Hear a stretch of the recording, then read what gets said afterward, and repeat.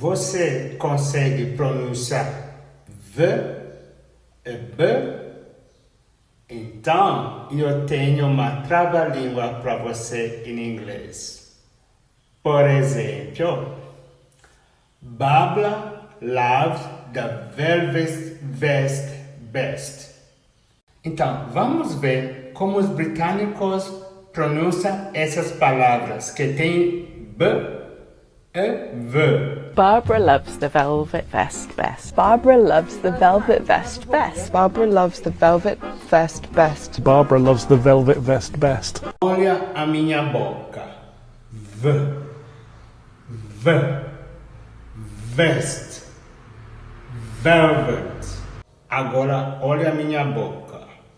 B. B. Barbara. Best. Agora vamos ver que consegue falar essas frases mais rápido de tudo. Barbara loves the velvet vest best. Barbara loves the velvet vest best. Barbara loves the velvet vest best. Barbara loves the velvet vest best. Barbara loves the velvet vest best. That was pretty good. Barbara loves the velvet vest best. Barbara loves the velvet vest best. Barbara loves the velvet vest best. Barbara loves the velvet vest best. Barbara loves the velvet vest best. Barbara loves the velvet vest best. Quais são os trava-línguas que você conhece na sua língua? Comenta aí embaixo.